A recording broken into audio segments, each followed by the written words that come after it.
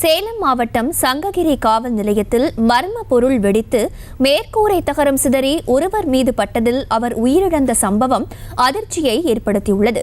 விவரங்களோடு இணைகிறார் செய்தியாளர் வினோத். வினோத், வணக்கம். என்ன நடந்தது? சேலம் மாவட்ட சங்ககிரி பகுதியில் இருக்கக்கூடிய சங்ககிரி காவல் நிலையத்தில் மர்ம பொருள் வெடித்ததில் ஒருவர் பலியாகியுள்ளார்.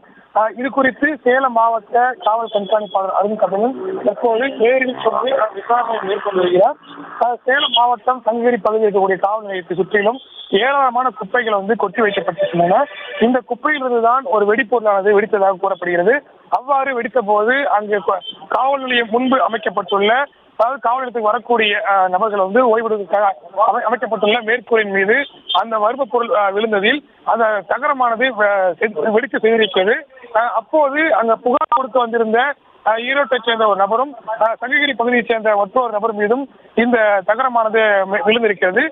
இதில் இருவருமே படுகாயமடைந்து அருகே உள்ள சங்ககிரி அரசு மருத்துவமனைக்கு அழைத்துச் செல்லப்பட்டிருக்கிறார்கள். அப்போது அவர் பரிசோதனை செய்ததில் இருவரில் ஒருவர் மட்டுமே பலியாகி இருப்பது தெரிய வந்தது.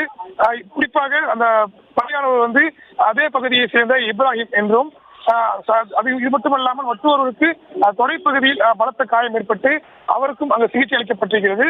இருந்த போதும் வெடிகுண்டு தடுப்பு பிரிவு போலீசாரும் தற்போது அந்த பகுதியில் ஆய்வு மேற்கொண்டு வருகிறார்கள். முதற்கட்டமாக காவல் கண்காணிப்பாளர் அருண் கபிலன் நேரிலேயே சென்று அந்த விசாரணை மேற்கொண்டு வருகிறார். இந்த சம்பவம் எப்படி நடந்தது என்பது குறித்த விசாரணையும் தற்போது நடந்து வருகிறது. முதற்கட்ட விசாரணையில் அங்கு இருந்த பொருளானது நாட்டு வெடி, அதாவது சொல்லக்கூடிய வானத்தில் சென்று அடிக்கக்கூடிய அந்த பட்டாசு தான் என்பது தெரிய வந்திருக்கிறது. இருந்தாலும் அந்த விசாரணை தற்போது மீண்டும் தொடங்கி இருக்கிறது.